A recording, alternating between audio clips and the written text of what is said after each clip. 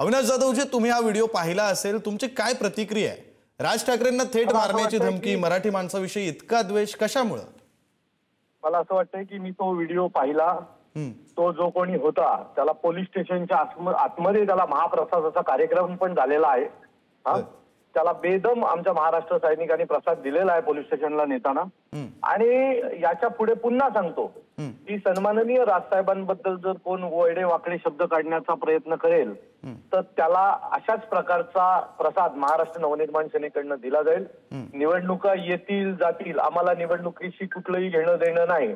आमचा विजय पण राजसाहेब आहेत, आमचा पराभव पण राजसाहेब आहेत। जर राजसाहेबांबद्दल जर कोणी बोलायचा प्रयत्न केला तर त्याला सोडणार नाही। हेच आजच्या घटनेतनं आम्ही दाखवून देण्याचा प्रयत्न केलेला आहे। पण अविनाशजी, इतका द्वेष मराठी माणसाबद्दल, इतकी तेढ काय या सगळ्यांच्या मनात? हे भारतीय जनता पक्ष सारखा एक पक्ष आहे जो हे सगळं वातावरण करतं। काल परवापासून त्यांनी जे त्या मुलाच्या बाबतीमध्ये सुरू केलेलं आहे कल्याणच्या, आणि ते समोरही आलं की अशी काही घटना घडली नव्हती, तो काही वाद मराठीचा नव्हता। पण भारतीय जनता पक्ष या महाराष्ट्रामध्ये मुंबई ठाणे भागामध्ये मराठी आणि उत्तर भारतीय यांच्यात एक वाद लावला जातोय आणि त्याला खतपाणी घालतंय, जेणेकरून उत्तर भारतीयांची सगळी मतं ही त्यांच्या गाठीशी पडतील यासाठी हा त्यांचा प्रयत्न आहे। हा सगळा जो वाद तयार करतोय तो भारतीय जनता पक्ष, मराठी आणि बाहेरनं आलेली लोक असा वाद भारतीय जनता पक्ष तयार करतोय। अविनाशजी, एवढी हिंमत कुठून येते हाही प्रश्न विचारावा लागेल, कारण राज ठाकरेंना मारण्याची धमकी, तुम्हाला मारण्याची धमकी ठाण्यामध्ये। मी परत सांगतो, भारतीय जनता पक्षाचे काही फालतू नेते ज्या स्टेटमेंट करतात ना, त्यातून यांची हिंमत वाढते। अहो, हे भारतीय जनता पक्षाचे नेते आहेत ना, हे नावापुरते मराठी आहेत, पण हे मूळचे सगळे त्यांचे पूर्वज बहुतेक उत्तर प्रदेश आणि बिहारमध्ये राहिला असतील, हे किंवा हे पैदाच तिकडचे असतील असं आम्हाला वाटतंय। मी तुम्हाला खात्रीने सांगतो की कोणी भारतीय जनता पक्षाचा नेता जरी बोलला तरी त्यालाही आम्ही सोडणार नाही सन्माननीय राजसाहेबांच्या विरोधात जर वाईट शब्द काढलं तर।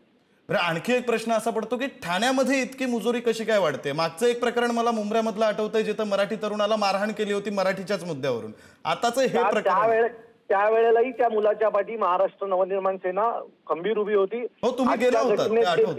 हो, आजच्या घटनेत देखील याला जो काय माझ्या पाया पडला, तो माझ्या डोक्यावर पाय ठेवून तो माणूस पाया पडला।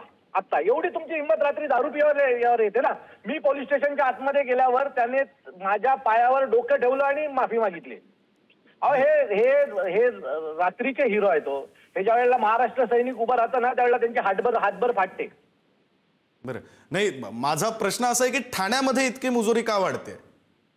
ठाण्यामध्ये मी परत सांगतो, भारतीय जनता पक्षाच्या नेत्यांच्या या वायफळ बडबडीमुळे मराठी आणि उत्तर भारतीयाचा वाद लावण्याचा जो त्यांचा कार्यक्रम आहे आणि त्यातून त्यांची जी काही लोक यांना पाठपुरावा करतात त्यातून यांच्या हिमती वाढतात। आता कायदेशीर प्रक्रिया आपण काय करताय? पोलीस स्टेशन मध्ये त्याला संबंधित व्यक्तीला ताब्यात घेतलंय, कायदेशीर काय बाबी आहे? पोलिसांनी त्याला ताब्यात घेतलेला आहे, त्याच्यावर विविध कलमांतर्गत गुन्हे नोंदवायचं काम सुरू आहे आणि बहुतेक आज कोर्टात जाताना देखील त्याला महाप्रसादाचा कार्यक्रम होईल असं वाटतंय। बरं, धन्यवाद अविनाश जाधवजी, तुम्ही दिलेल्या या सगळ्या सविस्तर प्रतिक्रियेसाठी। अविनाश जाधव आणि मनसे आक्रमक झालेले आहेत, संबंधित व्यक्तीला पोलीस स्टेशनमध्ये महाप्रसाद दिल्याची प्रतिक्रिया अविनाश जाधव यांनी दिलेली आहे।